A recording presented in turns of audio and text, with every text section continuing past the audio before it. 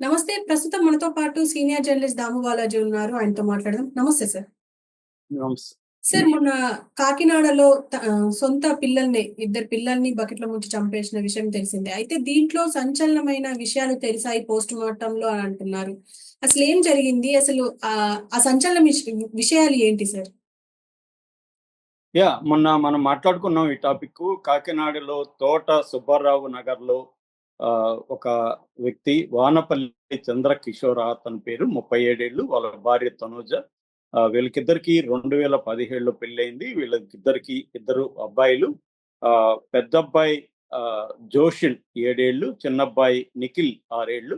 జోషిల్ 1వ తరగతి చదువుతున్నాడు. నిఖిల్ యూకేజీ చదువుతున్నాడు. సో, వీళ్ళిద్దరిని అతి దారుణంగా చంద్రకిషోర్ చంపేశాడు. ఎందుకు ఇది జరిగింది అని ఇప్పుడు పోలీసులు ఆరాధిస్తున్నారు. చంద్రకిషోర్ మీద హత్య, అత్ ఆత్మహత్య ఈ 2 నేరాలు మోపారు. అంటే అది నేరాలు మోపి ఏం చేస్తారని అడగొచ్చు చనిపోయిన వ్యక్తి మీద. కానీ వీళ్ళు ప్రోటోకాల్ ప్రకారం నేరాలు మోపి దాన్ని పరిశోధించాల్సిన అవసరం ఉంటది. ఎందుకంటే అతనొక్కడే చంపాడా? అతనికేమన్నా హెల్ప్ చేశారా?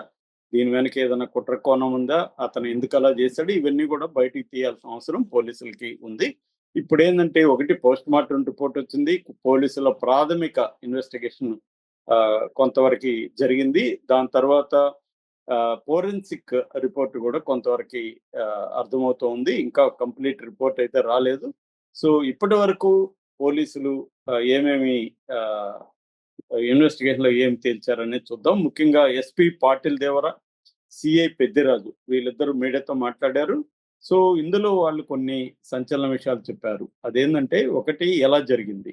ఆ రోజు 14థ్‌న హోలీ ఫెస్టివల్ రోజున వీళ్ళేం చేశారంటే భార్యను తీసుకొనెళ్ళి ఇతను చంద్రకిషోర్ ఆహ్, తన భార్య తనూజని ఆయన ఓఎన్‌జీసీలో పనిచేస్తాడు. ఆఫీస్‌కి తీసుకెళ్ళాడు. హోలీ జరుపుకున్నారు హ్యాపీగా. ఆ తర్వాత నేను పిల్లల్ని తీసుకొని వాళ్ళకి యూనిఫార్మ్ కుట్టించాలి, కొలతలు తీసుకుంటాను. నువ్వు ఇక్కడే ఉండు. నేను మళ్ళీ ఇక్కడికే వస్తానని చెప్పి ఆమెను నమ్మించి ఈ పిల్లల్ని తీసుకొచ్చాడు. తీసుకొనొచ్చి ఫస్ట్ వాళ్ళకి సరదాగా అన్నట్టుగా కళ్ళకి గంతలు కట్టాడు.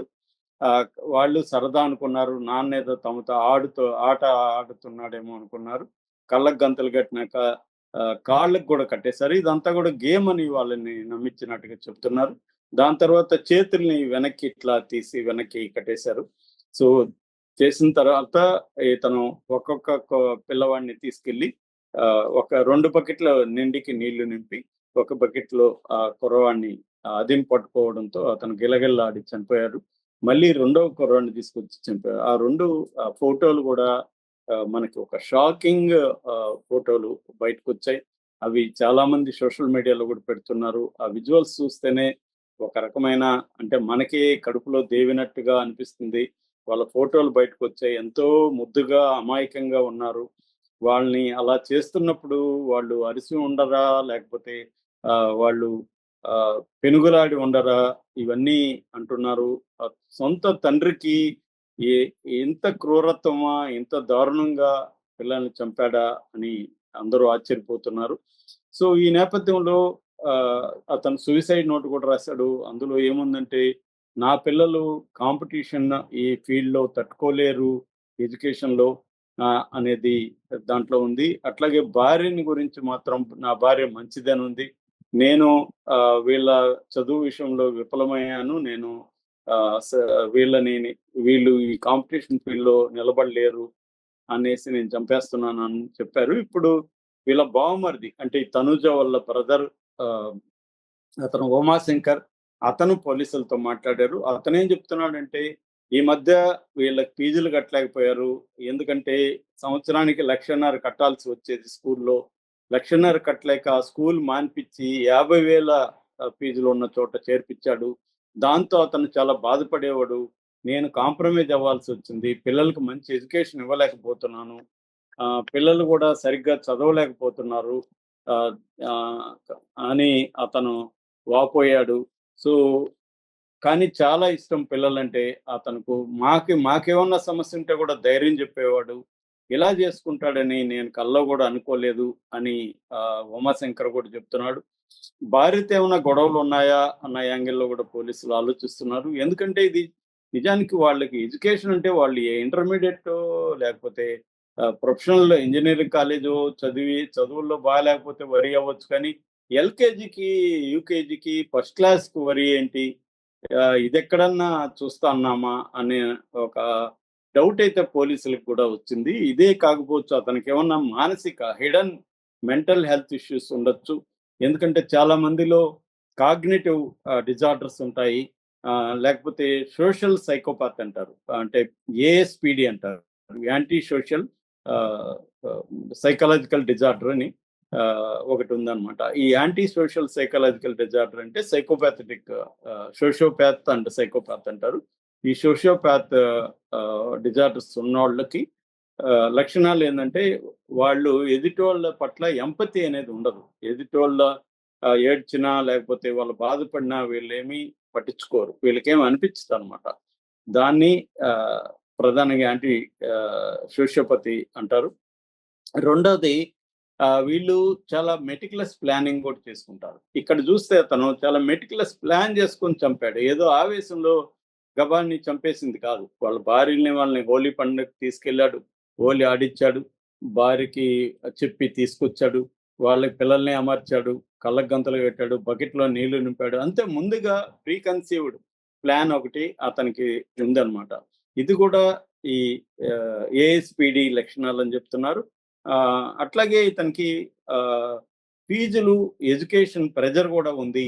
అంటే సంవత్సరానికి 1.5 లాక్ ఈచ్ స్టూడెంట్‌కి కట్టడం అనేది అతనికి జాబ్ ఉన్నప్పటికి కూడా బర్డెన్ ఎక్కువైపోతుంది. మిగతా ఖర్చులుంటాయి. ఇప్పటి నుంచి ఇంకా యూకేజీలో స్టార్ట్ అయితే 1.5 లాక్ వాళ్ళ చదువులు కంప్లీట్ అయ్యే వరకు కోట్లు ఖర్చు పెట్టాలి. అంత డబ్బులు లేవు. సో వీళ్ళని ఇప్పుడే చంపేస్తే ఈ టార్చర్ నుంచి వాళ్ళకి విముక్తి, నేను కూడా చనిపోతే నాకు కూడా విముక్తి అనేది ఆలోచించాడు అని చెప్తున్నారు. ఇలా ఆలోచించడం కూడా కాగ్నిటివ్ డిజార్డర్ వల్లే అని చెప్తున్నారు. అంటే లేనిపోనిది ఊహించుకొని, సమస్యను ఎక్కువగా ఊహించుకొని, దానికి పరిష్కారం కూడా వాళ్ళే ఊహించుకునేసి ఈ పరిష్కారం అంటే చావే అనే ఒక దీంట్లో నుంచి వీళ్ళు ఇలాంటివి చేస్తారు అనేది సైకాలజిస్టులు చెప్తున్నారు. మామూలుగా అయితే ఇలాంటివి జరిగినప్పుడు వెస్టర్న్ కంట్రీలో సైకలాజికల్ ప్రొఫైలింగ్ తయారు చేస్తారు. అంటే అర్థం చేసుకోవడానికి ఇలాంటి వాళ్ళని. కానీ ఇండియాలో పోలీసులు మామూలుగా కేసుని రివ్యూ చేసే ఇదే లేదు. ఇంకెక్కడ సైకాలజిస్టులను తీసుకొస్తారు. కాబట్టి పోలీసులే సైకాలజిస్టులు అనమాట మనకి. చాలా కేసుల్లో వీళ్ళే సైకాలజీ చెప్పేస్తా ఉంటారు. సో ప్రొఫెషనల్‌గా ఇట్లాంటి వాళ్ళకి ఒక సైకియాట్రిస్టో, సైకాలజిస్టో తీసుకొని ప్రొఫైలింగ్ చేయడం అనేది అవసరం. మిగతా వాళ్ళతో అంతా మాట్లాడి, కానీ ఇప్పుడు పోలీసులే మాట్లాడాల్సిన పరిస్థితి అయితే జరుగుతుంది. సైకాలజీ ప్రొఫైలింగ్ అయితే లేదు. అయితే ఈ కేసుని పరిశీలించిన కొంతమంది సైకాలజిస్టులతో వాళ్ళు మీడియాతో మాట్లాడారు. వాళ్ళు చెప్తున్నది మాత్రం ఇతనికి సైకాలజికల్ ఇష్యూస్ అయితే ఉన్నాయి. లేకపోతే అంత దారుణంగా చంపరు. సమస్య అదైతే వరి అవ్వచ్చు. లేదు తాను ఆత్మహత్య చేసుకోవచ్చు. నేను అంటే ఫెయిల్ అయ్యాను అన్న ఒక న్యూనతా భావం. నేను పిల్లలకి మంచి ఎడ్యుకేషన్ ఇవ్వలేకపోయాను. ఒక బెస్ట్ స్కూల్ నుంచి ఒక సెకండరీ గ్రేడ్ స్కూల్‌లోకి తీసుకొచ్చేసాను అన్న ఒక ఆయనకి ఇన్ఫీరియారిటీ కాంప్లెక్స్ ఉండొచ్చు. గిల్ట్ అపరాధ భావన ఉండొచ్చు.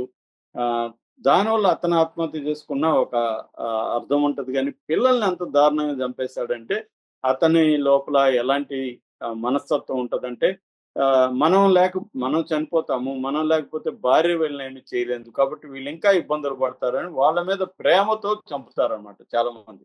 అంటే పిల్లల మీద కన్సర్న్. మనం లేకపోతే వీళ్ళు బాధలు పడతారేమో అనే కన్సర్న్. నిజానికి ఏందంటే ఎడ్యుకేషనల్ ప్రెజర్స్ ఇవాళ ప్రైవేటైజేషన్ అనేది వచ్చిన తర్వాత విపరీతంగా ఫీజులు దాని మీద నియంత్రణ లేదు. మనం చూస్తుంటాం చైతన్య, నారాయణ కాలేజీల్లో కూడా విపరీతంగా ఆత్మహత్యలు పెరిగాయి.